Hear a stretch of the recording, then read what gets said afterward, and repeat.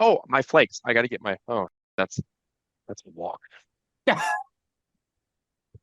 And John's got to move, so this is going to be the appropriate flag for John moving right now.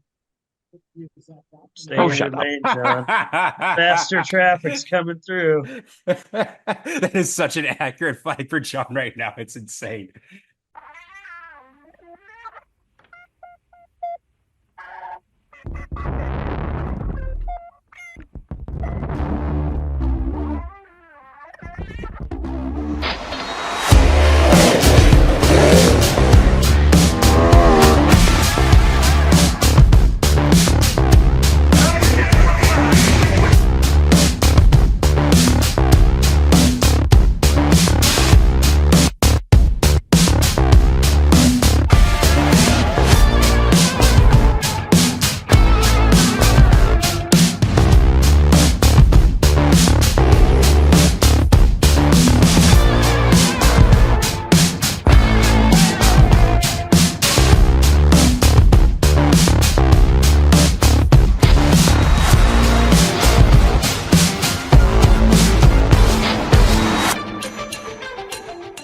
Welcome back, everyone, to the Track Packers podcast for episode 20 of season 3. It's nice to be back after a week off, and even happier to be back with a full lineup with myself, Mason, John Breckel, and the Pelkies, Jessup, and Becca, who is slightly off screen, but she is here, believe it or not. Speaking of Becca, this is her first episode back in a little while. How are you doing? I'm tired. Glad to hear that nothing has changed in the last 6 or 7 weeks. Yup. Nothing ever changes with that one. Nope. To the other half, Jessup, he took a page out of Aaron Rodgers' book and just got back from a darkness retreat. How are you doing, sir? I feel refreshed and ready to go caution free the rest of the season until I get my first caution, which, if it's anything like Aaron Rodgers' season, I have approximately 3 more minutes. Yes, you do. I was like, I know where this is going. John, how are you doing? I'm doing well, Mason. I kind of missed you last weekend, though. I didn't get to see you for the first time in several weekends at a racetrack. So that was kind of disappointing. But besides that, I'm doing quite well. I'm healing. That's good. Well, yeah, you had a little bit of a surgery over the last couple of weeks that made things a little bit challenging for you. I was gonna No, say, Mason, we should have quizzed all of our listeners to see who was who. Because last week you made a post that said, one of us was missing, one of us was going under the knife, one of us was pregnant. That's definitely me. And then one was normal. Yeah, that would have The, been a the fun normal guessing one is game. definitely Becca. so Yeah. just for podcasting and uh, formation purposes and racing purposes, John, you're going to get the blue and yellow flags to stay out of the way of the people who need to do the serious talking because you're going to be a little off pace tonight. So just hold your line and let us go around. I was gonna say I move a little slower these days than what I usually do. That's And okay. Some of just us so have we an get off this night. started, get caution flag ready. Yeah. So we can send back on pit side. Well, myself, I'm doing great. Came away from a week of racing in Wisconsin. That was a whole lot of fun. Had a really fun weekend this last weekend. Show you my winnings here real quick. You know, As the real important thing that happened in Wisconsin, Mason finally had a green chili burrito. that is true. That was a good ordeal. And he kept the weather at bay for once. You see all Yeah, these winnings I got from this last Wow, weekend? you got a lot of cards. that is a lot. That's what happens with 3 straight kids nights. But anyways, we have a lot to talk about, and so we're going to try to have as efficient of a show as possible, which, speaking of efficient, this is the time of year where we kind of overlook the small details, little things. One of those things may be if you're working hard and want to transport from one area to the other, and you have a loose receiver hitch in the back of your truck, well, check out hitchharness.com with Tyler Hall out of Fertile, Minnesota. He has a very innovative product specifically for those receiver hitches where you can place them just right inside the truck bed so you can go have easy access in and out. So head over to the website, hitchharness.com, and check out all the products they have. Even if you want to work on your race car a little bit more efficient, check out the products they have, including chassis, dollies, and pull bar brackets. We're all about making life easier in the shop. Reach out to Tyler if you have any questions. And thank you, as always, Tyler, for supporting us on the podcast over the last couple of years. The lineup, as it stands for this episode, we have John Breckel on the pole this week, followed by myself, Mason, Jessup, and Becca rounding out the lineup. Woo! So This is good because, I'm a little bit not as fast as what I usually am, so I'm going to hold up Jessup. this is definitely where the IMCA point invert, or even with soda invert, comes into play with yeah, it'll be interesting to see how this ends up being with the way this podcast goes. So with that, we will drop the green flag and start episode 20 with who or what are we repping? And John, you get to go first this week. Okay, so I am repping because we're getting closer to year-end specials. I'm kind of excited about that as well. I am repping the 16th annual John Seitz Memorial shirt. This is from 2022 because this year will be the 18th annual. And this is the go hard or go home. That was one of the phrases that John used quite a bit. On the back of the shirt is AJ Demo. If I didn't have a bum knee, I'd actually turn around and show you guys directly on who's the back of the shirt. However, quiz time. Who won the 16th annual John Seitz Memorial in the Wissota Late Model Division? And Mason, I think you were there for this one. Yeah, I was there for that one. I What year wasn't are there we for the on? 17th. We're on 25. No, this I year's don't the know. 18th, and this was in year 2022. 2022. Oh, I have a guess. that's oh, it's not Turnbull. No, it's one of two people. I feel like John said it already. Okay, you can go ahead, Mason, if you want to. Say it. Is it Demo? Shoot, It's not I'm not confident in my guess. I was gonna guess Demo, but I don't think it is. No. It's not Demo. John's got an evil smile. Let's see. Come on, Becca, they're setting you up perfectly for this. Is this the race that Tyler Peterson was like leading and dominating, and then he had a tire go flat at the end? No, that was 2023. I'll say that was last So year. the year before. Ah, I still think it was AJ Demo. Okay, well, I'll help you guys. It was not AJ Demo. AJ got second. Oh, it's It Don was, Shaw. Down shot. yeah, it was Don Shaw. Don Yeah. picked up his second That's the his other second guy Seitz who wins Memorial. all the time. Demo, Yeah.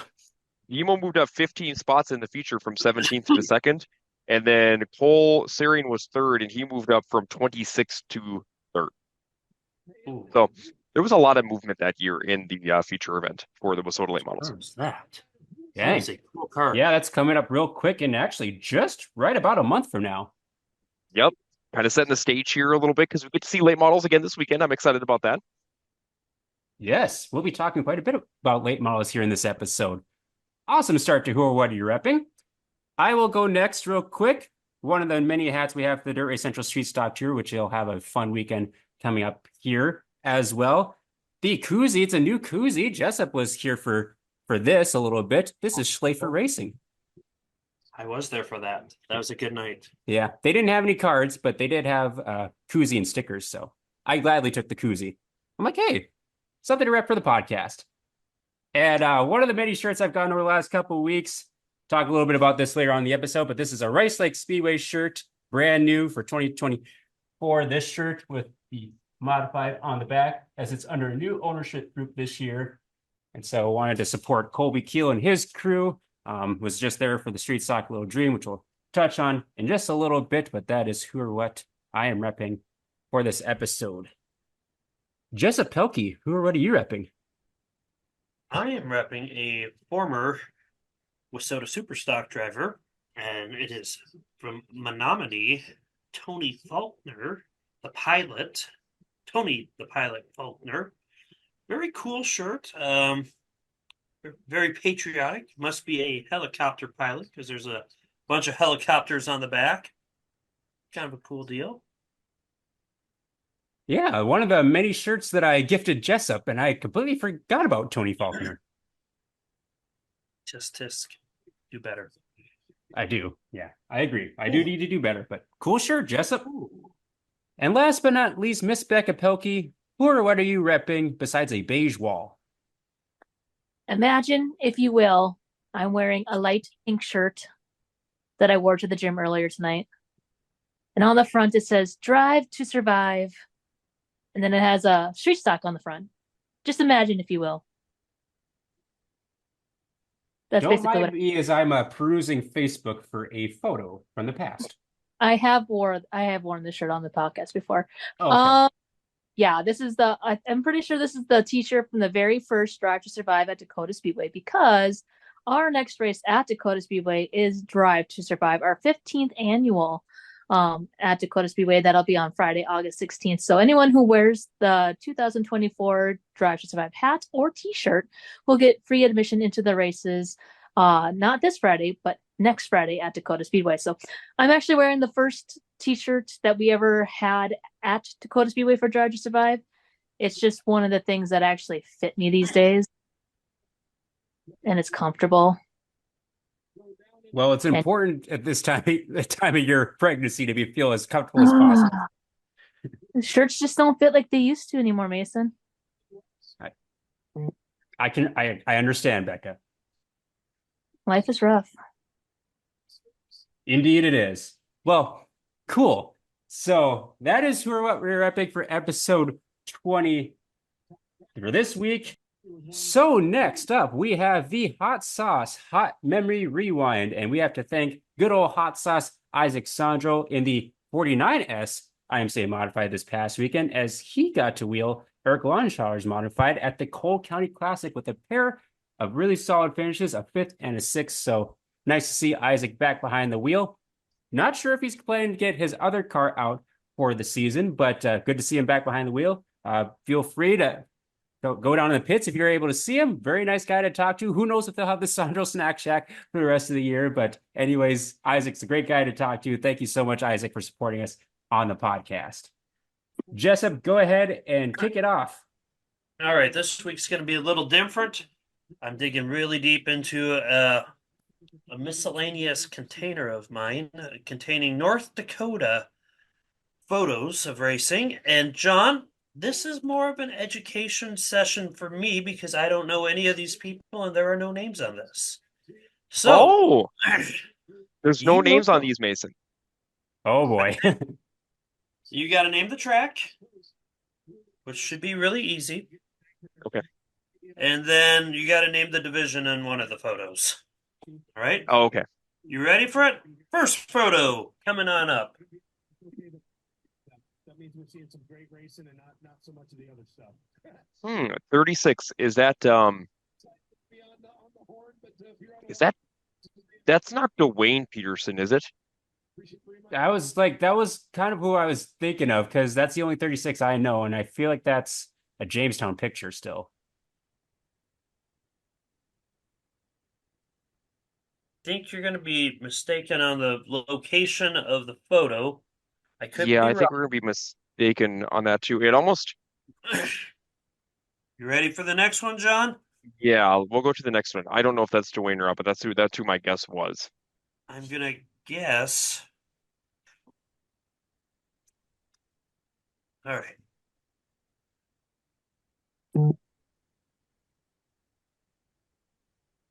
That looks like a Mandan picture. Randy That looks Sandvik? like, I was gonna say that looks like Mandan. That's a 13S. That has to be Randy Sandvik. Yeah, I think it's Randy Sandvik. Now, I'm going to say I would assume most of these are from Mandan, an early time of Mandan. But we're going to move on to the next one.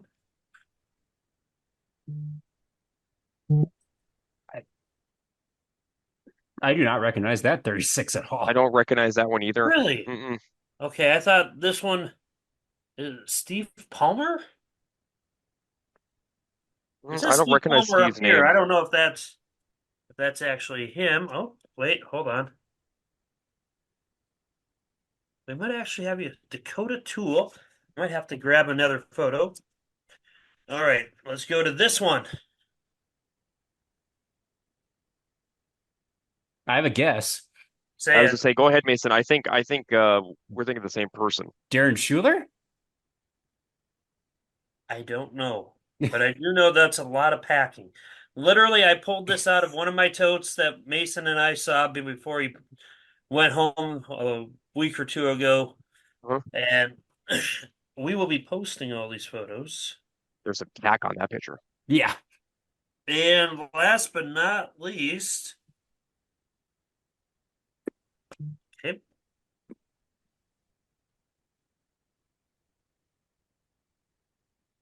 Brian Swenson? I don't think that's Brian Swenson's car. we're gonna have to go to the Western Wanderer. I'm Yeah, that one I assuming don't recognize. I'm assuming that's gonna be around 95. Yeah. Yeah, I would say that. I would say these have to be like 95, 94, 95. All right, now you got to identify what class this is. That looks like a Roadhog. That is a Roadhog. That's yeah. You can see the passenger. Yep, that's a Roadhog. I don't know where this is at. It's a Speedway restaurant. That put that back up, Jessup. I thought that was Mandan. I think That looks it's like Mandan. But what's Yeah, the that's building Mandan. behind it? What's Well, that? there used to be a Speedway restaurant right behind Mandan. Oh, all right. Let's see if I can help you guys with the other ones. I got a handful of other photos here. I thought I picked the smoother. Let's see. These are more road hogs. More road hogs. That's Jordan Boyce. Oh yeah, that's definitely Yeah. Jordan Boyce. But the one we knew has the only post-it note on it. Of course, but that said 95 on the picture, so at least we're at on the same year. All right, here's that 13 again.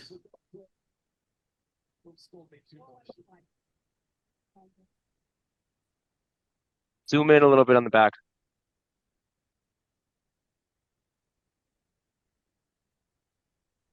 I still think that's Randy Sandvik. I still think that's Randy Sandvik. That's the only 13S I know. Pretty cool old And I know Randy's raced for many, many, many years. pretty cool old action photo. Oh yeah. All right, keep going. I'm gonna try to find you guys a few more photos. Go ahead, John. Okay, so I have three different divisions. So they're all Dakota Speedway, just so you guys know, because I only picked up my my button box. I didn't pick up my my big other side. So who is this? Oh, I know. Who is it? David Wirtz. Yes, Mason. What year? Oh, heck, I don't know. I'm gonna guess 98. You're correct. Oh, okay. So that's the first one. Here's the second one. Who is this? Oh, I think I know that one too. Is that Herb Bergman? It is. It's Herb Barkman in his Superstock days. It's a cool scheme, actually. That is. Who is this? Is that a 12? It's a 12. Terry Barnes? Nope. Do they still race? No. Would I've seen them race? Probably not. Do I Mason know might this have. individual? No. Well, then I don't know. I'm sorry. I'm out on this one. Becca, do you know this one? What? Do you know this one? Oh, hang on. I can't see. I don't know. It is I don't know. I don't know. Who is it? It's Kevin Stockert. Oh, from I don't Jamestown. remember that AMC name at all. Nope. He's from Bismarck area. Oh, Just does know him. I just know that there's some Stockard soda in Jamestown. Here's another fun photo, John. Look at this guy. That's kind of a cool picture. That's a really nice car. That's a really nice car. I don't even know who that is. Either do I. Looks like an old like Bob Smith car. Alrighty, ready for my two? Yes. Yep. Here's the first one. How does Mason get to share screen? That's Richard Petty. It's Richard. I mean, not totally wrong. I like it. Hey, it's got sponsored by Steven Ader Photography in the back. Yeah, that's a big hint. I don't know. I really don't know. This driver currently races in not in the same division. Currently races a sport mod. It's Tori Fisher. That is correct. Nice. Can you name the year, John? Let's see. 2017. No, I 2012. want North or to south say of 12? 2014. You're close. 2015. Okay, I Wow. was gonna say I know she was in the hobby stocks for several years before she moved up. The other one I have is kind of easy, but I'm seeing if Jessup can get this one. 28. Only 28 I know is Jimmy Mars, Jeff Provenzino. Barnhart? No, this is a Midwest modified, and this driver still races Midwest mods with the same number. Brennan White? No, It's a good South guess though. Dakota. It's kind of looks like Brennan's car a little bit. It's from South Dakota. Jessup, he has a brother that races in the same division. Oh, the Nichols. Which one though? Tommy. There you go. What a guess. Jessup, guess the year. Yeah, what's the year? 2019. Good job. I How did you guess that? don't know, Mason. I'm just goaded like that. Well, as we try to figure out the earlier photos, that is our hot sauce, hot memory rewind. And so now we get into a track back report that has a lot going on. So we're going to try to move through this as efficiently as possible, although we're going to give a little more focus to the bigger races, such as the Gov Cup and the Street Stock Little Dream a little bit. But I'll start with the Bismarck gang. Becca, what were your takeaways from the Gov Cup weekend? Uno momento. Oh. I'm chewing. I'll Okay. go with one more photo. We can get this one, guys. I swear. No. Who is this person? That looks like John Gartner, Which one? senior. Senior. I would assume so. The Yes. Golden Arches give it away. That guy is chewing. Okay, I'm done. I Okay, have a Becca, for Governor's Cup. What did you think of Governor's Cup? I have to remind myself that even though it rained Friday and Saturday, that overall it was a successful show because for the first time in a long time we had late models. And they produced two fantastic races, and drivers had a great time and are eager to come back to Dakota Speedway, which is the most important thing of all. So hopefully this year's Gov Cup will make the board of directors want to bring back late models to Dakota Speedway for the future. So overall, I need to remind myself it was a very good weekend, even though it rained. Which is interesting because I rewatched the broadcast from both nights of the Gov Cup, and someone had a interesting comment at the very beginning of night one about the Rainmakers wreaking havoc, and yet you guys were the ones that had the weather issues for your big race. Thanks, John. No, I actually think Mason for that. He felt bad that he was, that many miles away. Yeah, I felt terrible. It was Wisconsin. Jessup, what were your takeaways from Gov Cup? It was fun having late models there.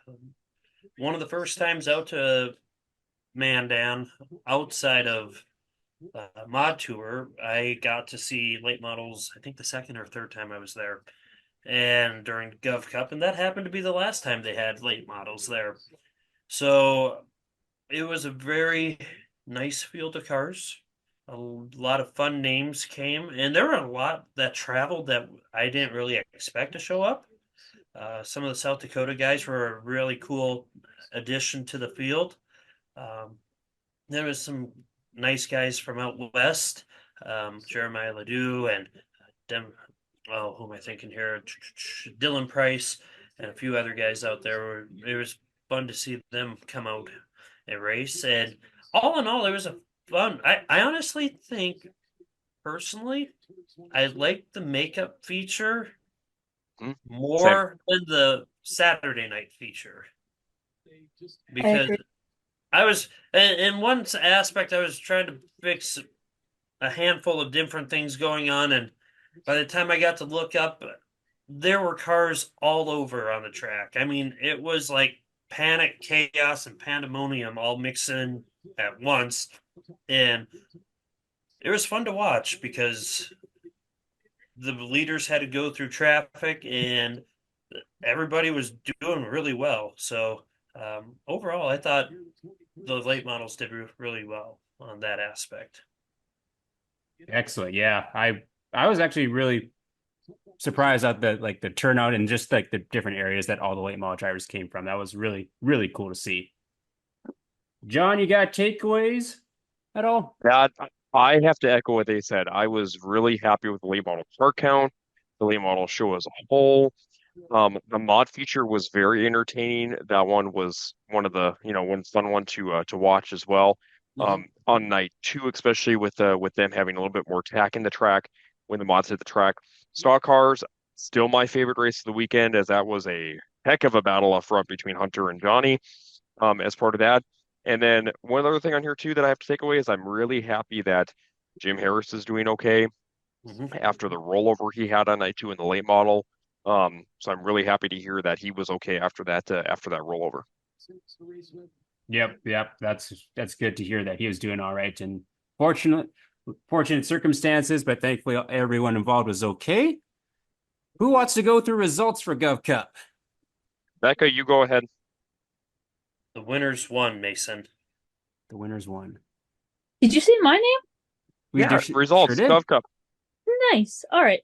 So Gov Cup this year was a different format. So on Friday, night one, it was supposed to be heat races for your IMCA Sport Compacts, Hobby Stocks, INX Legends, stock cars, modifieds, and then a full show for late models. Unfortunately, we got through all the heat races and did a redraw, but then the rain came right before the late model feature, and we did track prep and we did our dangest to get the late model feature in. However, it was the drivers who felt the track was just too far gone, and we would have been there for probably another hour before the track was probably even close to being ready. So, and by that time, we have a curfew in Mandan, so it just got to be too late, and the night was called. So we started day 2, Saturday, with our late model makeup feature from Friday night. So that makeup feature went to Mike Resett.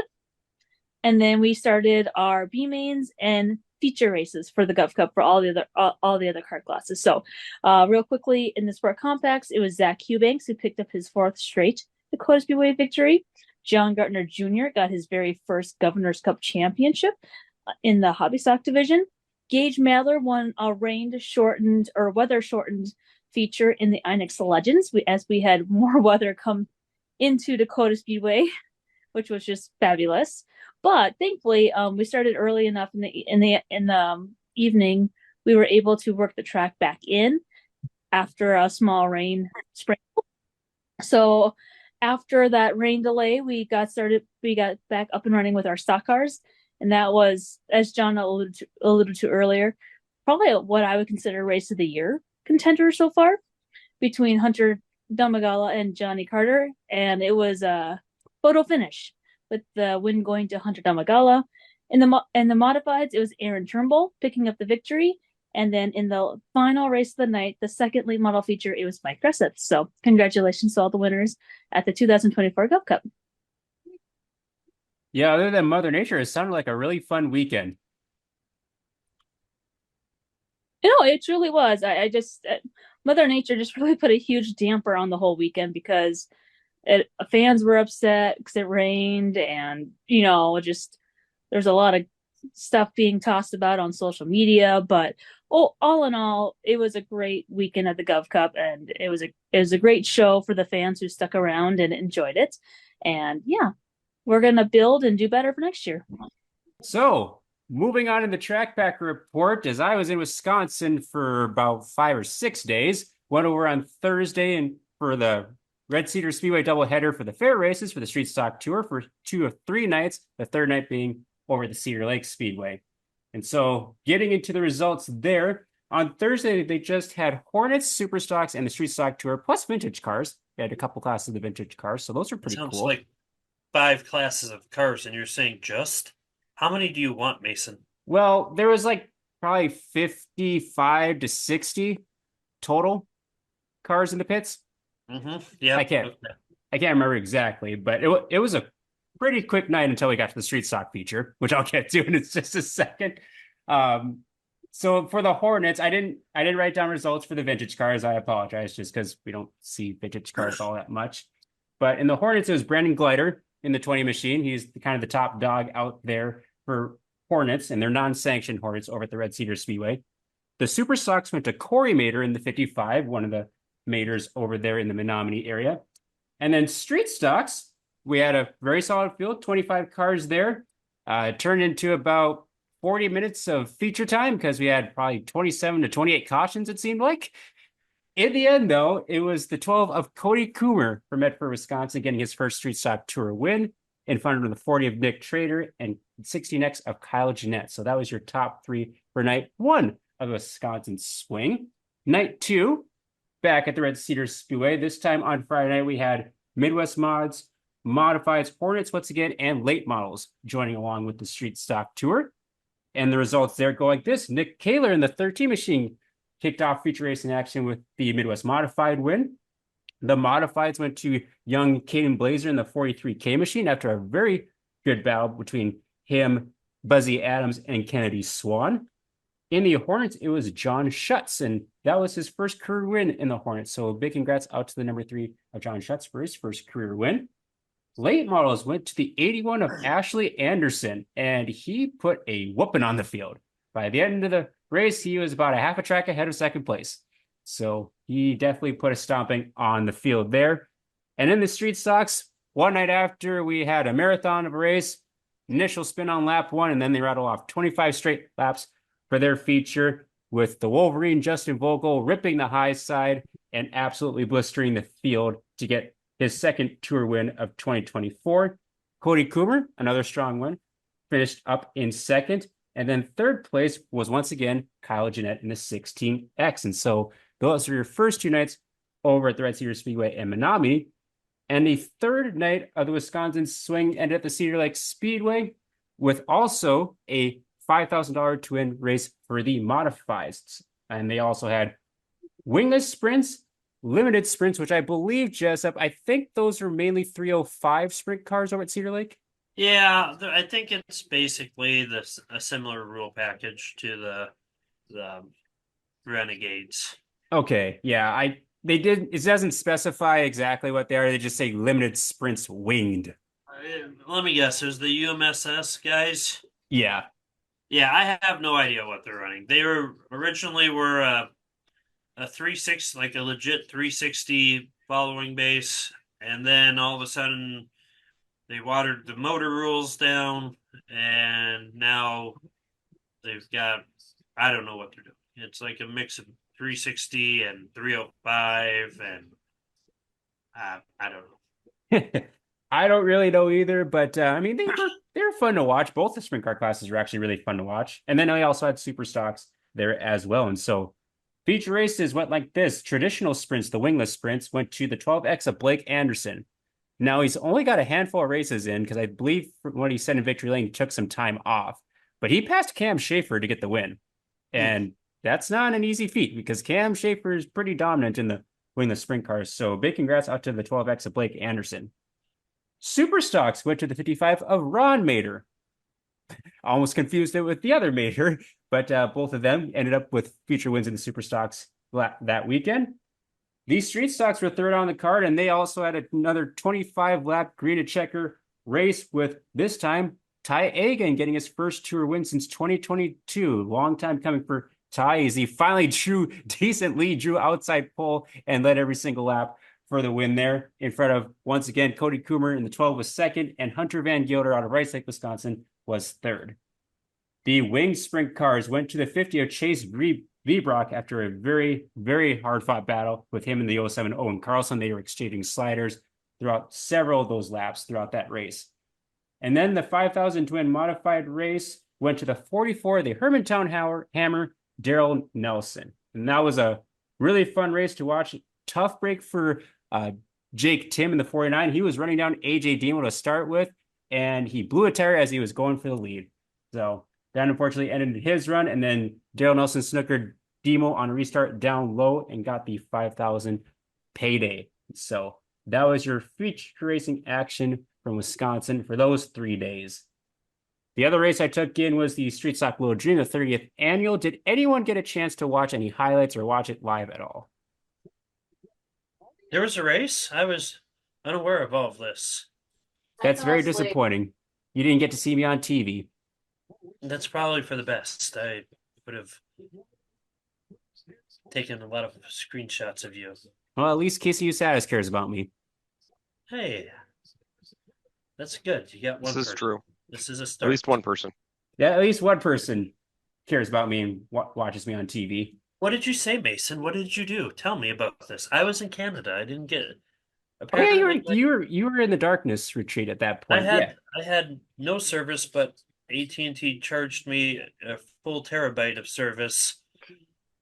Yeah, I know. I kind of SOL for a while here. So tell me more. Have you talked with your wife about that? You really- what? Huh? What happened? What Anyways, happened, Becca? Go back to bed. All right. so 30th annual Street Stock Little Dream, their goal for this year was to try to get the payday close to 30,000, eclipse the 29,000 plus that they had the previous year, and they managed to do that. So the winner was set to take home $30,000. They started 30 cars and ran 40 laps, and I think that's the most cars they've started in at least as long as I can remember. And usually they do 35 laps, but they added 5 extra. And throughout the night, the track was really good. Like you could race multiple grooves, not one groove. Usually it's bottom dominant, but you could race all over that track. And feature racing was pretty darn clean for the most part. Heat races were a little intense. So it was entertaining to watch the heat races in more ways than one, unfortunately. But so it turned into a battle up front. It was Hunter Van Gilder and Nick Trainer on the front row. Hunter led the first lap, and then from there, Nick Trainer kind of set sail. Now he would have to hold off challenges from Ty Agan, Levi Rant, Cody Coomer made a run late in the run with like 8 laps to go. They had the last caution. Cody was driving really hard, trying to do all he could to get around him. Wasn't enough, unfortunately, as Nick Trainer crossed the line in first, followed by Coomer, and Ty Agan was in third. However, so I left the track at about 12:30, and of course, with the big paying show, they were doing extensive work in the tech area. And so I took off, went home because I was leaving back towards home the next morning, and I wake up at like 7:30, 8 in the morning to like 3 or 4 messages. What happened in the tech shed? Why did the winner get DQ'd? I'm like, what?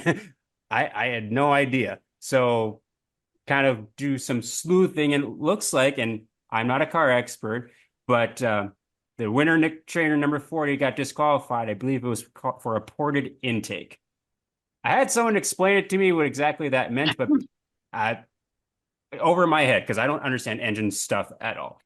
Needless to say, win stripped from the 40 Nick Trainer, which handed the win over to Cody Coomer in the 12 machine. So big congrats out to Cody Coomer for claiming his first Street Stock Little Dream. Ty Agan finished second, and Kyle Jeanette from 22nd up to third in that race. So definitely a lot of passing in that race, especially a long race like that. And so that was the results from the 30th annual Street Stock Little Dream in Rice Lake, Wisconsin. So with that, we kind of get into the results from this previous weekend as we were 2 weeks off. So let's head back over to Dakota Speedway for, I believe, a regular night of racing. Anything specific happening this last Friday over Dakota Speedway?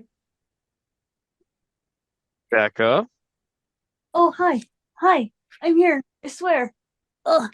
Hang on. I have to reposition myself.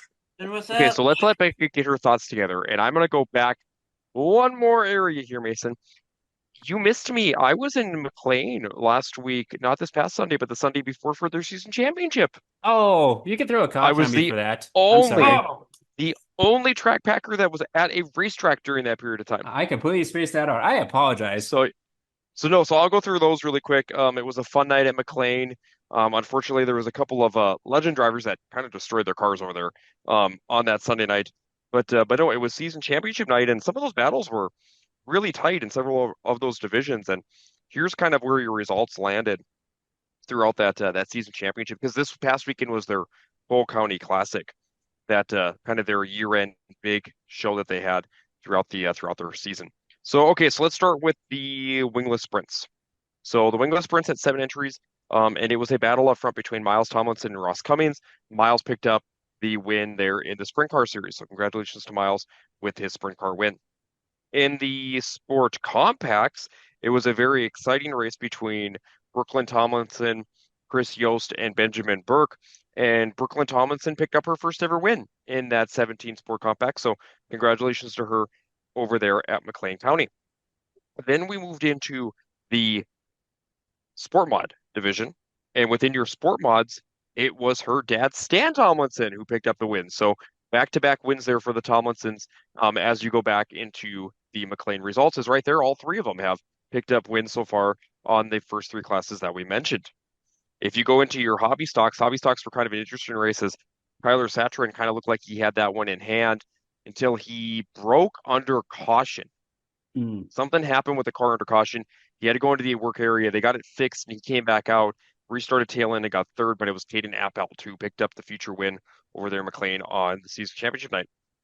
Then we moved into your legends, and your legends feature event was a great battle up front between Preston Martin, the Madler boys. Austin Weiss was right there. Unfortunately, like I mentioned, a couple of legend drivers like Dustin Hagen, Michael King, Sarah Davenport, they really wrecked their cars on lap one. They had a big pile up on lap one in turn one, and that kind of destroyed a couple of those legend drivers. So I know a couple of those drivers are putting new cars back together, so hopefully we see them back on the track here very soon. But it was Preston that picked up the win, and then Noah engaged that finished second and third, and were very close in the season championship battle.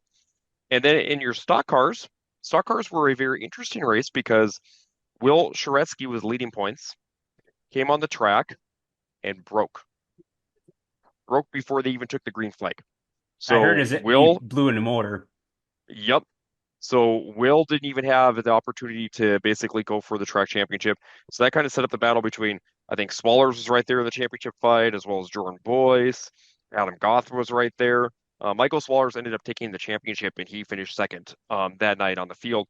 But it was Gabe Deshaw who stole the win and stole the party from everybody over there at McLean on that Sunday. So yeah, so really quick show over there on that Sunday. They had a very nice car count as well at McLean, and it was just a fun time to get back at a racetrack. Excellent. Thank you for mentioning McLean County Speedway. I completely spaced out that they had their championship night. I know we gave you a caution for that. Yep. Well deserved. Okay, Becca. Now what happened at Dakota Speedway this last Friday? I'm ready. It was a regular night of racing at Dakota Speedway. Going into Friday night, we only had 3 races left in the season, so points battles are shaping up at Dakota Speedway. But we started the night off with a makeup feature from June 28th when rain hit right after intermission. So we had our IMCA stock car makeup feature, and Sean Strand was the winner in that event, picking up his second win of the season at Dakota Speedway. Then we moved into our regular August 2nd show. And then, so kicking off with this IMCA Sport Compacts, it was Zach Eubanks picking up his 5th straight victory at the Dakota Speedway in the IMCA Sport Compacts. Dylan Sandberg held off Bill Hultberg for the victory in the hobby stocks. It was a really thrilling INX Legend feature that came down to the wire between Preston Martin and Donovan Weist, but Donovan Weist got him on the low line coming to the checkered flag. So that was Donovan Weist's first victory at Dakota Speedway this year. In the IMCA stock cars, it was a fun battle up front between Hunter Damagala and Scotty Gartner. Those two have been racing together for many, many years, dating back to the hobby stocks, the Wissota Street stocks, and now the IMCA stock cars. And it was Scotty Gartner who picked up the victory, his very first in the stock car division. So congratulations to Scott Gartner. And then Jeremy Keller picked up the victory, his first since opening night at the Dakota Speedway in the IMCA modified division. So it's good to see Jeremy Keller back in victory lane, and congratulations to all of our August 2nd winners at the Dakota Speedway. I have to give a shout out to you, Becca, John, and Brock for a great job too, because of course with John a little bit I don't know, encumbered or hampered by his knee. You guys had a different setup, and so I listened to the broadcast, and it was very well done. I really enjoyed it. Oh, thank you. Yeah, thanks. And credit has to go to Becca and Brock too for how they got into the tower, got everything set up, got everything prepared. Jessup was also gone on Friday, so the camera was another area that we went through, set that up beforehand, got that ready to go. We actually had kind of a fill-in camera guy for the night, so that was kind of nice to see because then Becca could be in the tower with Brock coordinating up from the tower basis when they were announcing races. Because I was not anywhere close to the tower on Friday. I was on the second grandstand from the bottom on Friday is where I was sitting. So I had the wireless mic all night, and we just coordinated back and forth with lineups and racing. And Brock and Becca did a very nice job up on top, coordinating all of the racing action when it was happening, and providing filler sponsorship ads for the fans. Yeah, very, very entertaining to listen to. It looked like, sounded and looked like you guys had fun. So then the other race the track packers took in on Friday night was down at the Brown County Speedway. I went down there for their kids' night. Very, very popular night down there. They had all the cars come up on the front stretch. It was hot as heck, though, hot and humid, like mid 90s. Heat index was probably close to 100, and it was miserable, but that didn't stop any of the fans from coming out. It had a lot of kids show up. They had a lot of giveaways and things like that. So very popular, very well done by the Brown County Speedway to put on the kids' night down there with all the giveaways and everything. And so the racing action was pretty hot on the track too. Midwest Mods started things off with Todd Stark in the 54 winning in front of Taylor Schmidt, who is the points leader down there. And so a big win for the 54 Todd Stark, who had some time off in previous years, but is now back behind the wheel of a Midwest Modified and looking pretty darn good. Street Stocks, and they have a heavy points battle between their top five, and so definitely a lot of heavy hitters in that field. In the end, it was Chris Sayre in the 01 picking up the win, and he actually got in a multi-car wreck at the very beginning of that race and had a lot of damage to his car. But he was able to continue racing and hold off a late challenge from the 20 junior Jaden Bogue to get the feature win in the Street Stocks. In the Wissota Modifieds, it was showtime. Kent Arment running away with the win there in front of Tyler Anglin and Caden Schmaling. Kent, of course, very, very popular around the Brown County area and knows that track probably better than anyone. Does a lot of the track work at the track too, so he's probably got some of the most laps you can imagine around that place.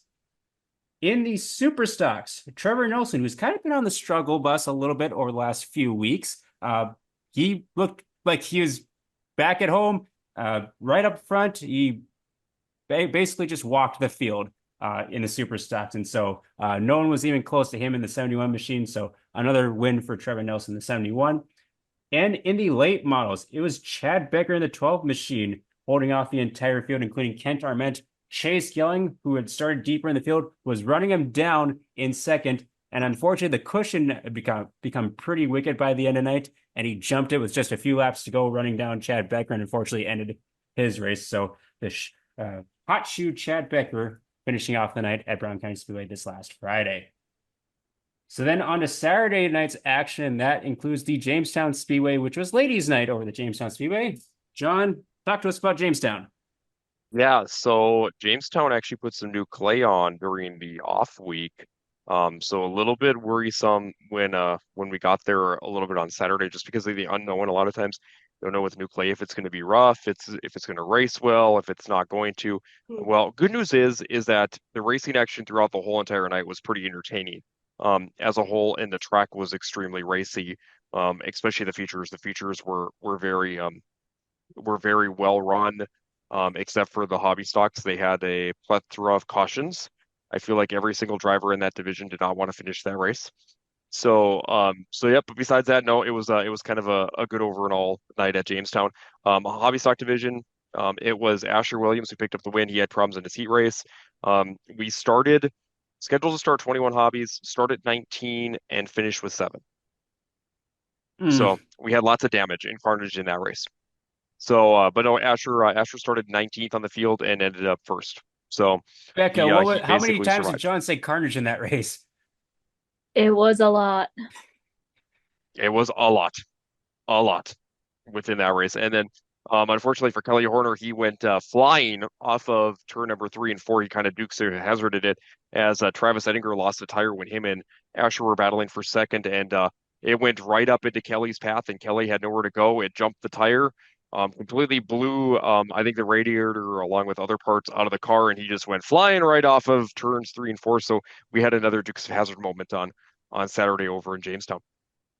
In the slingshots, it was Jackson Carroll that beat Denton Schill. So Jackson won the feature race there in your slingshots. Another great win for him as he's kind of up there on the points, and he looks like he's going to win the points title potentially here within your slingshots for the year. Now, in your Midwest Modifieds, that was a pretty good race up front between Brennan Wade, and you also had Jaron Wimstead there. You had Jared Klein there. You had a lot of heavy hitters in the Midwest Mods actually there on Saturday with Zach Ranke up front.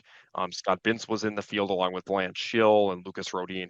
A lot of those guys are really tough, and then Kyle Langland was also in the field as well. But if you look at the feature finishing result, it was Brennan Wade who held off a charging Jaron Wimstead. So Wimstead was kind of using the high side, running him down. And the driver that was really on the move was Jared Klein. Klein actually spun out almost coming out of turn number 4 and fell back almost 5-6 positions in that feature and got to third, battled with Rodin for quite a bit, and then drove back away from Rodin and almost caught the top two there towards the finish as they were going through some lap traffic. So congratulations to Brennan though. He actually looks like he put I don't know if he freshened up the wrap or if he kind of cleaned it up a little bit, but that wrap looks a lot fresher than what it looked even a couple weeks ago. So Brennan's car looks very sharp again in that 28 machine. On to your Legends. Your Legends race was, in my personal opinion, probably one of the best ones of the night. You had Casey Martin that was on the bottom that took the lead from Ryan Erdahl kind of early in that race with Daniel Heiser right there as well. Casey led for a while, but the battle behind him from about second through about 6 was pretty good. You had both the Madler brothers involved in there. You had Preston Martin on the high side. I know, shock, right? Preston on the high side. Preston was making some ground up on the high side. Colin Compson was actually following Preston on the high side. And then caution came out. Caution came out with like 7 to go. And when the caution came out, it restacked him up front. You had Casey, who had gotten passed by Gage Madler, got around him on the bottom, and Preston got around him on the high side. Preston was the leader on the high side for a couple laps, and Gage was next to the wall down low. They were using the wall through turns 1 and 2 and over in 3 and 4, and Gage pulled away for his first Jamestown win. And then Casey got back around Preston for second, along with Noah as well. So it was Gage, Casey, Noah, and Preston, your top 4 there in your Legends race. So really good race there in your Legends. And they had 1 caution in the Legends. So really good race for your Legend drivers over there in Jamestown. In your Wissota Street Stock division, it was kind of the Chris. Jaden Chris was making his return to the Wissota Street Stock division running Ryan Grenza's car. Jaden started 11th on the field. There was a caution with only about 3 laps in when Dustin Erickson, who was running third, looped it in turns 1 and 2. He was on the bottom, Dustin was. On the high side was Ryan Mund and Roy Opp. And Dustin spun, and that kind of set up Jaden here for the restart. Jaden restarted, I think, right around that 6th, 7th area and drove his way to the front. He had a really good battle up front, side by side with Opp, as Opp was running the high line, Jaden was running the bottom. They were side by side. Jaden got around him, and then eventually Billy had worked his way into that second place spot too. But Billy never really got close to Jaden. He was always right around that second back from Jaden there through about the last 5 laps. And then in your modifieds, and Becca will probably agree with me on this one with the modified race, it was dominance from Alan Kent on Saturday night. Alan started on the pole in his heat race, won his heat race by 7.8 seconds over the field in his heat race. So he pulled away and never looked back in his heat race.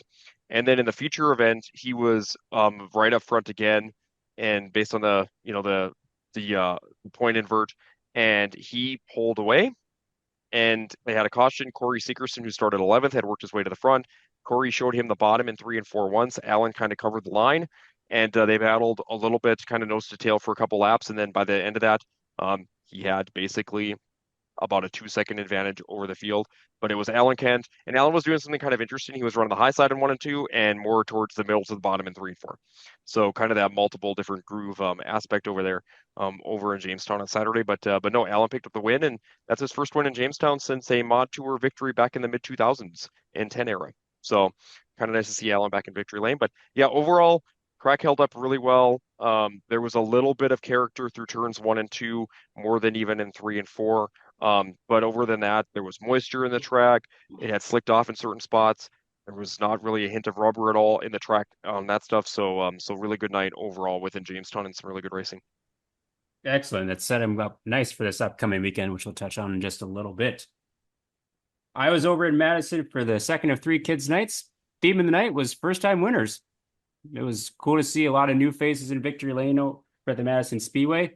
Another hot night, although we had I think a front built up over the top of us. Didn't rain at all, but you could see as it pushed off to the distance that it just joined in with another big storm down in Minneapolis, and so close call down in Madison for weather-wise.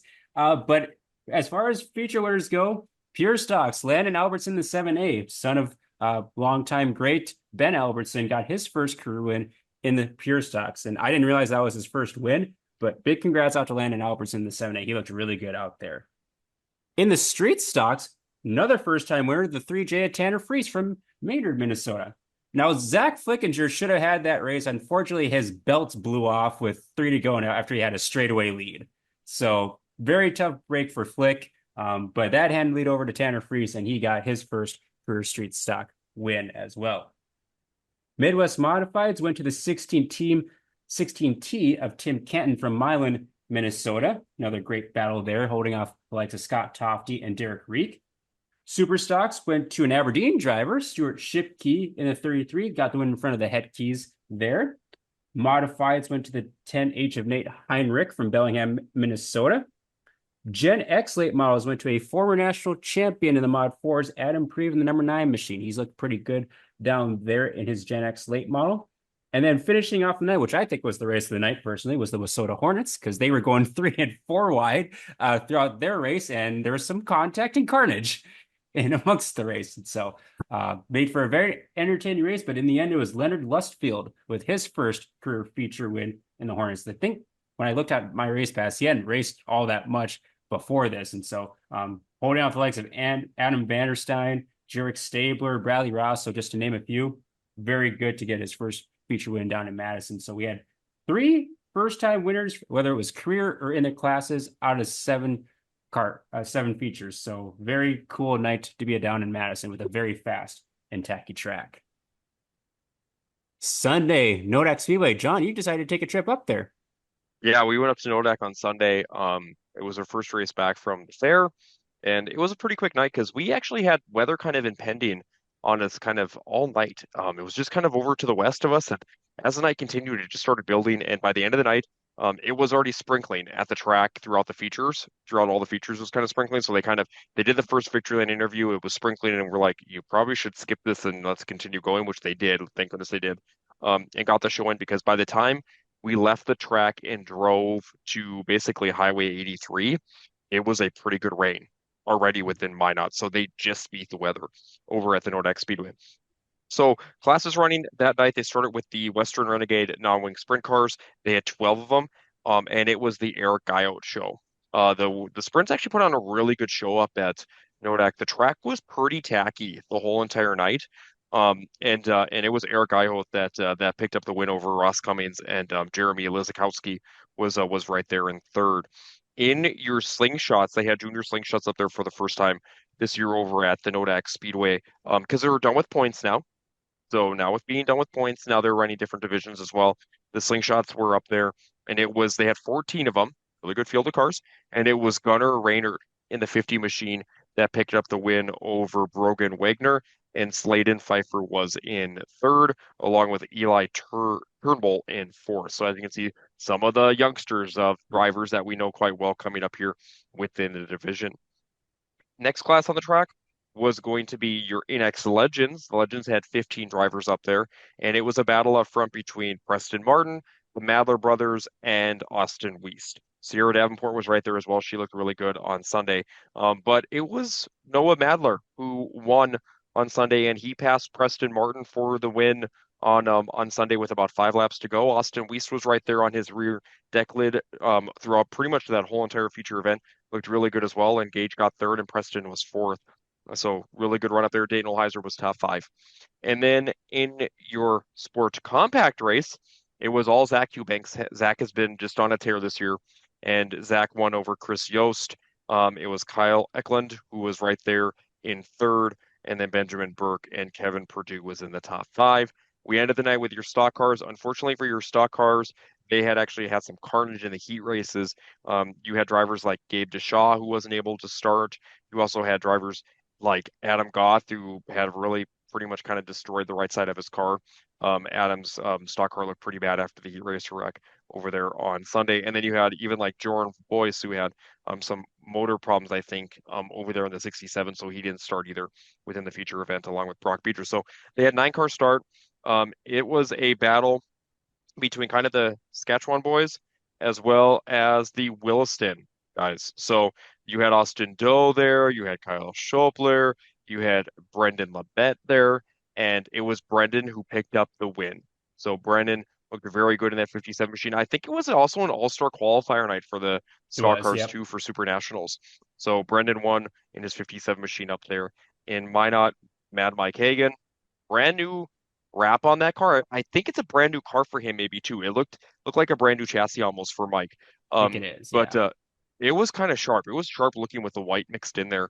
And Mike finished second, looked really good in that car. Kyle Slope was there in third, and then William Anajovic was in fourth. Brand new car for him too.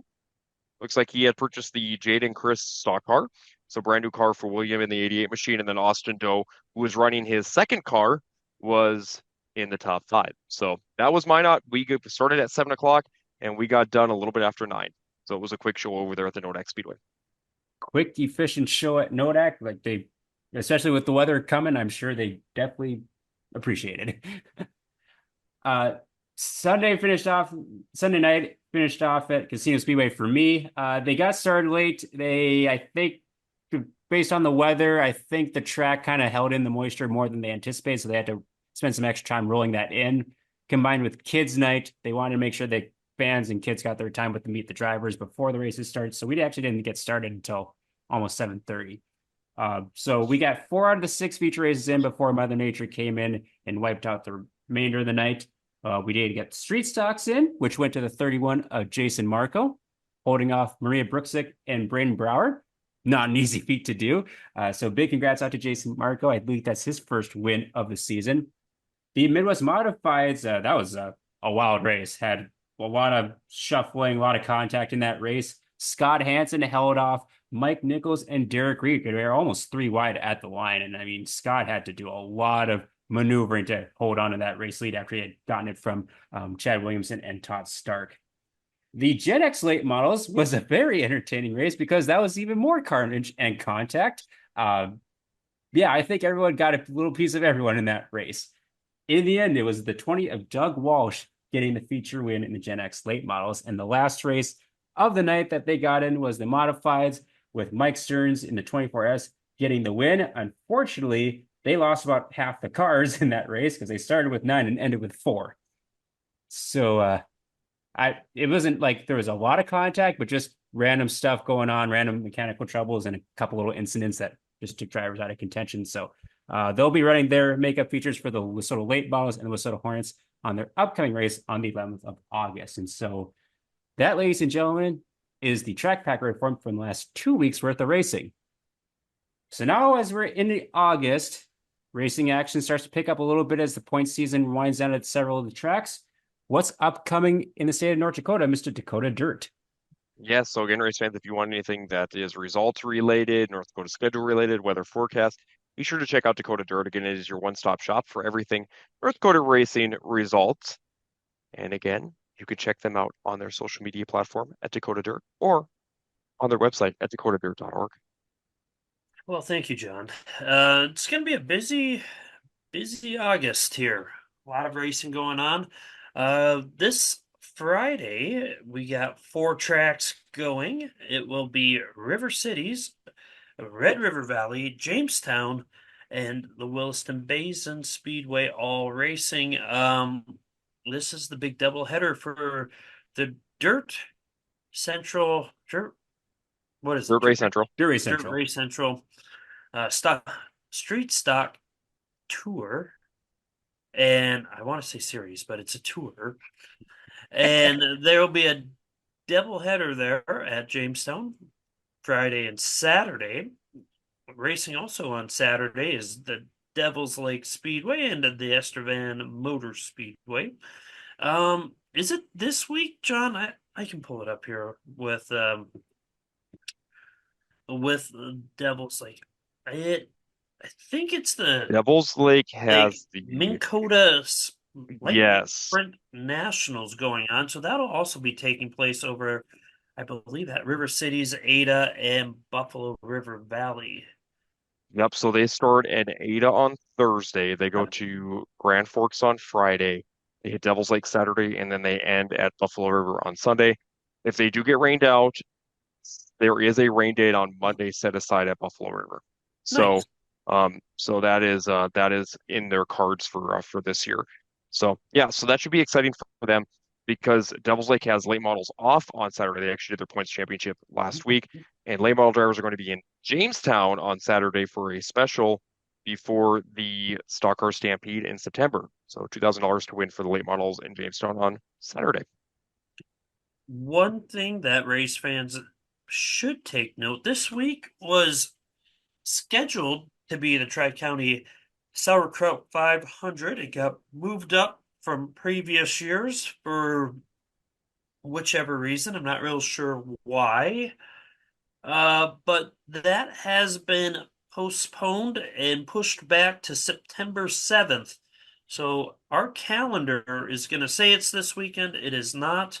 That's going to get pushed back to a 1-day show on September 7th, which is a Saturday, first Saturday of September. So that's one note that fans should be taking note of. Also, on Sunday, the Nodak Speedway will be racing as well. Non-wing sprints, hobby stocks, slingshots, NX Legends, and sport mods. So, nice little weekend here for racing. If you're a Lightning Sprint fan, this is going to be your weekend.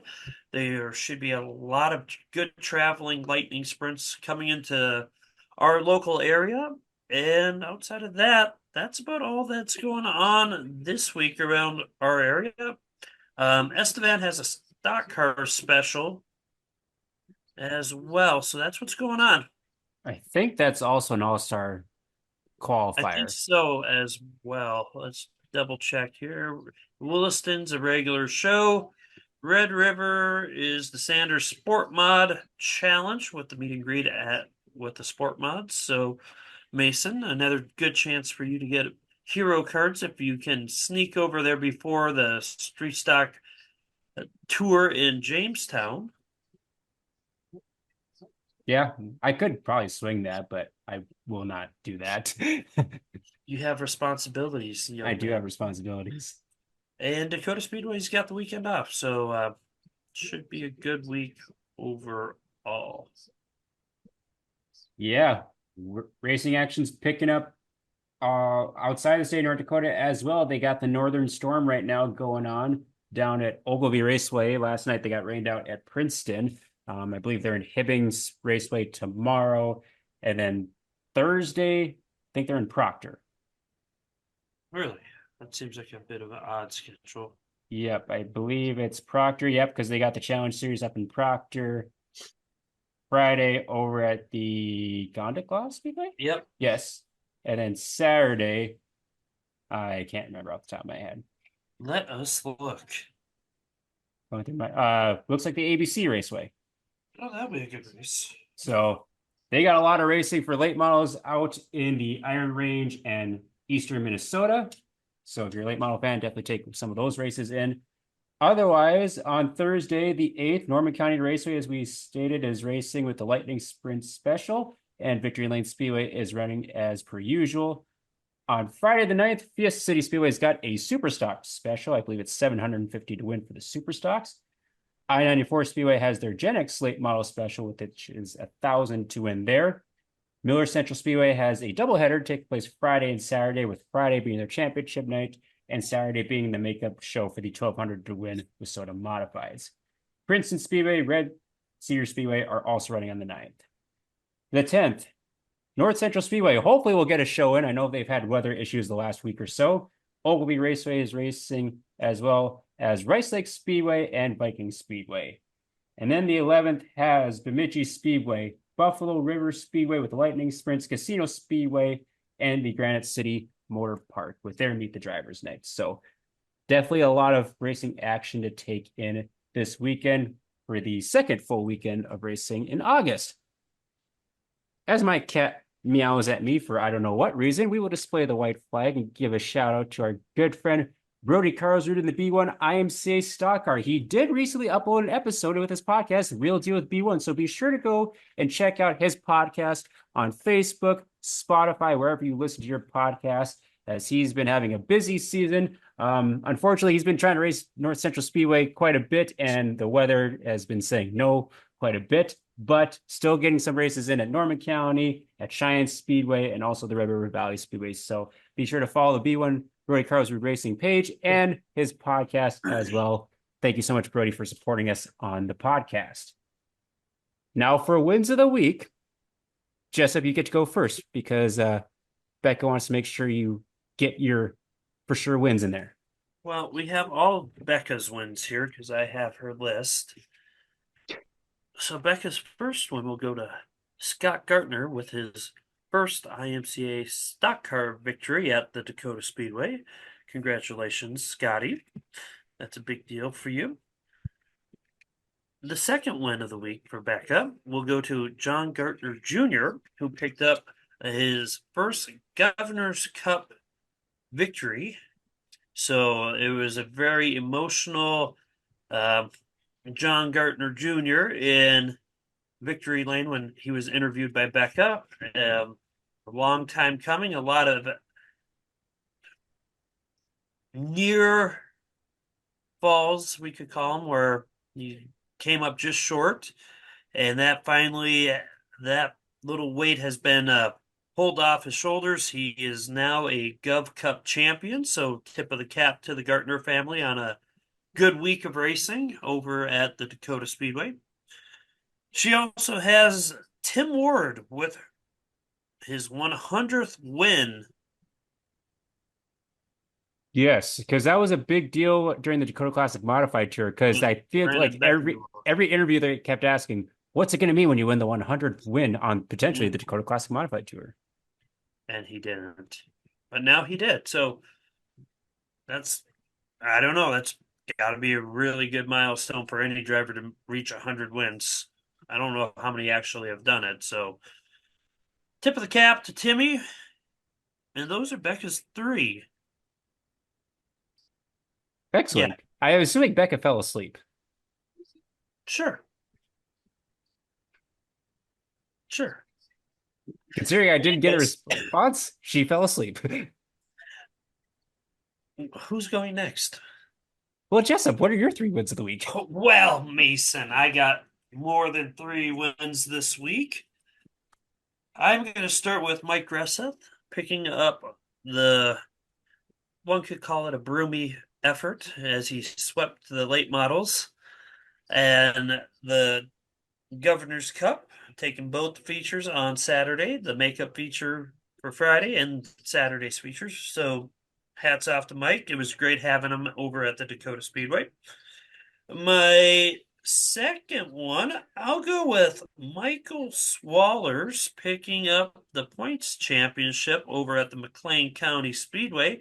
And if you do me a favor here, Mason, pull up and share your screen real quick.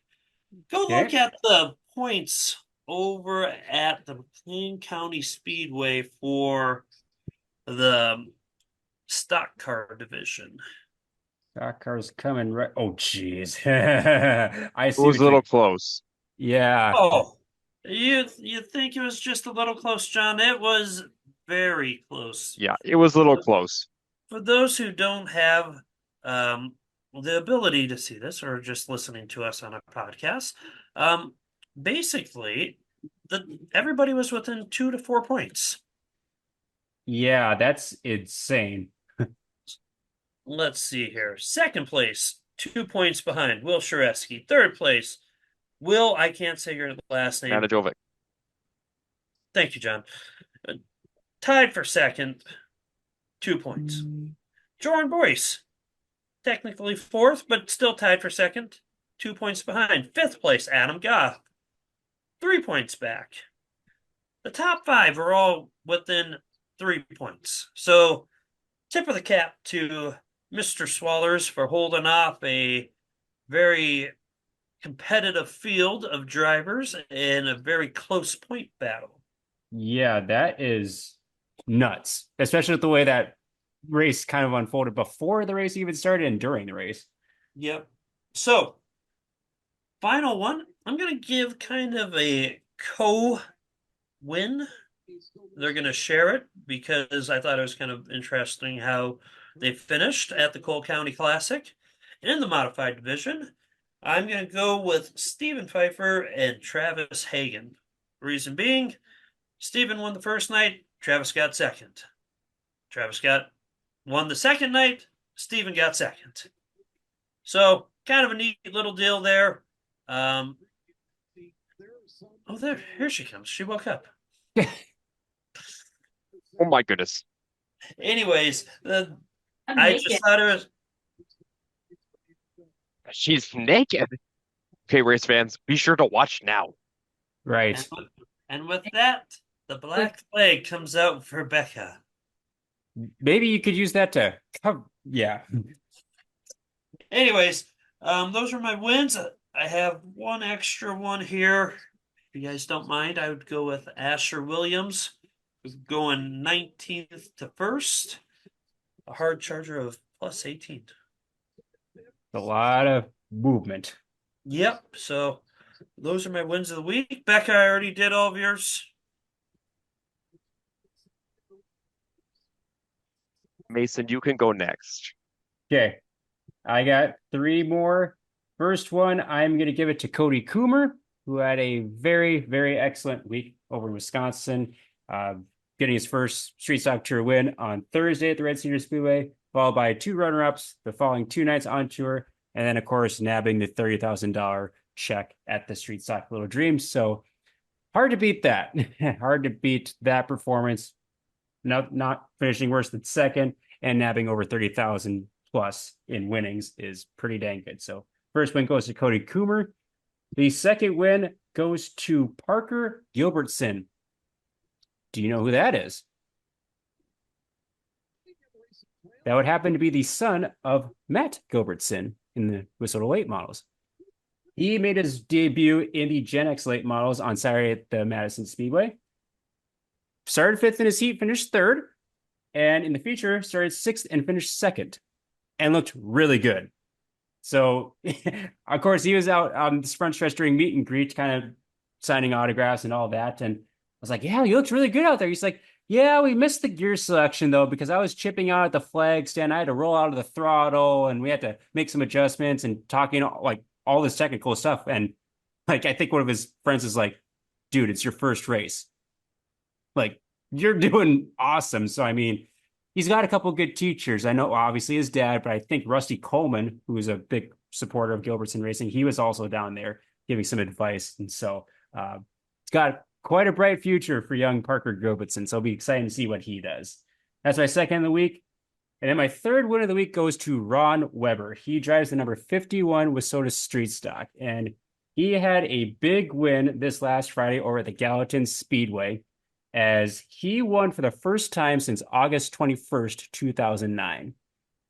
Now, we're in a day and age where a lot of drivers, if they have like a winless drought of like 1 or 2 years, they consider hanging it up or they consider going into something different. Well, I don't know how I would feel if I've gone nearly 15 years without a win, but Ron's been very persistent. I met him once when he came over for the first year of the Street Stock Tour, and back then, probably not so much these days, but like technology wise, street stocks were probably a little bit behind as far as like cars setup and things like that. And so definitely a wake up call when he came over here, but he still had a great time. And it was awesome to see that picture come across social media that he was in Victory Lane this past Friday. So big congrats out to Ron Weber in the 51 for his first win in nearly 15 years. John? Mason, those are some pretty good picks Thank you. overall. Okay, so my first win of the week, I'm going to give it to Eric Iote. He's been kind of on fire lately with that wingless sprint. Nationals is coming here in about a month for them over at the Devil's Lake Speedway. And he got a first, and a third this weekend. So, and he looked really good up at Nodak. He won by about a half straightaway. So he was kind of the class of the field up there, both heat and feature win. So congratulations to him on a Very, very nice. Kind of second half of his season. He's been on kind of a tear here, that second half of the season. My next win has to go over to a driver who has also been kind of on a tear here of late, and that's going to be Trey Hess. Trey has been very strong in his Wasota Street Stock. He actually has so far this year, he's got 29 starts and 10 wins. So Trey has got quite a few, um, victories out there, and he's been kind of on a tear as of late. This weekend, though, he went to the Victory Lane Speedway up in Winnipeg, got second. He won over at the River City Speedway in Grand Forks, and he picked up another win over the Devil's Lake Speedway on Saturday. So really good wins over there to Trey. Trey has had a pretty strong season overall, and it's kind of getting hot here during the summer months, right before he starts hitting invitationals, and that's kind of a good thing because that's always when you've got your big paying shows upcoming here in all of your classes and divisions. And my final win of the week, I have to give it to Alan Kent for that dominating performance over in Jamestown. Alan was just in another zip code pretty much on Saturday. And it's kind of interesting too, because he had said in his Victory Lane interview that they were not very good over at Fargo at Red River Valley Speedway on Friday at all. So they did a lot of changes and they wanted to test. So they used Jamestown as their test session. And I think it went quite well from a test session perspective. I would say so, especially when you win the race by almost 8 seconds. Yeah, especially your heat race when you're ahead by, 8 seconds. That's quite a bit. Yeah. So congratulations to Alan, and those are my wins of the week. Excellent. Well, before we sign off, anyone got any closing thoughts? Speaking of close, Becca, do you have any closing thoughts? She's gone. She's gone. Well, here's a He left closing us. thought. We'll She give probably got hungry. everybody a spoiler alert, even though it'll be already done and results will be posted before this gets out. But Gabe Deshaw got fourth at the Harris Clash as of now, unless he gets a DQ in or some sort of shakeup in teching, which probably won't happen too much. But he got fourth in the sport mods, and Tim Goodwin got 19th. Wow. So Good North for Dakota them. represented pretty well. Yeah, we had a lot of drivers go down there for the Harris Clash. Yep. Mhm. So that's about all I really got. I mean, it's gonna be a nice little weekend. Nice Oh, quiet. and Knoxville Nationals are this weekend, 410. I know we can only Yes. hope that Uncle Donnie goes all the way to number 12 or I love Donnie's paint scheme 14. that I have seen now in person because I actually posted a picture of it on the World of Outlaw Sprint Car page as the car was in the parking lot over there. As you know, they're getting their cars prepped because tomorrow starts the first night of the Knoxville Nationals, and it looks pretty nice in person, I will say. How did you see it in person, John? So I took the picture and I looked up close to it, and that was in person. How do they had like what 82 sprint cars on Sunday for their Capitani They had Classic? 82 sprint cars for the classic on Sunday, and what a field! There would be considered a lot of cars. That'd be a We have lot of cars. 108 registered for nationals. That's pretty awesome. I wish I could be down there. Yeah, one of these years I want to get down there too. You gotta get off the street tour. Come hang out with the cool kids. Well, yeah, that and usually after a weekend in Wisconsin, I get sick. Knock on wood, that hasn't happened. So So, Mason, when you were in Wisconsin, let's hear the oh, we lost all light and The lights went off again. What was the best food at each track that you had? Did you even eat at any of the tracks besides Cedar Lake? I don't think I ate anything at the track in Menominee, but the green chili burrito was pretty dang good in Cedar Lake. How many years I've been trying to get you to eat the green chili burrito? Quite a few. They have everything at the They've got- concession area is good though. Yeah. Yeah, it is, and it's really good price too. So Very, very reasonable price too. Like I came over like one of those like trays that you get from like McDonald's with like fries, the burrito, and a pop, and it was like maybe around $10. yeah, I was like, you can't get any better than that. I don't know. It's tough. Oh, also, very good chicken strips and fries in Rice Lake, and their slushies are amazing. Really? I didn't know they had slushies. Yeah, it's like they had Huh. two different Jolly Rancher flavors, and like, oh gosh, they were good, especially on a hot day. I bet that's one race I'd like to get over and see. The heat races are something. Is it okay? So was it as bad as previous years? It Or was well, whoa, okay, who so here, became the PA bulldozer? okay, so it wasn't like it was like dirty driving, but there'd be a mixture of like, rubbing elbows, and then you'd have people just spinning out randomly from the lead. That happens so many dang times. It's like, oh hey, they're getting some good passing points. They're gonna come in and take the white flag, spin out in front of the field. I'm like, Neat. you just killed all your passing points, dude. That happened multiple times. Yeah.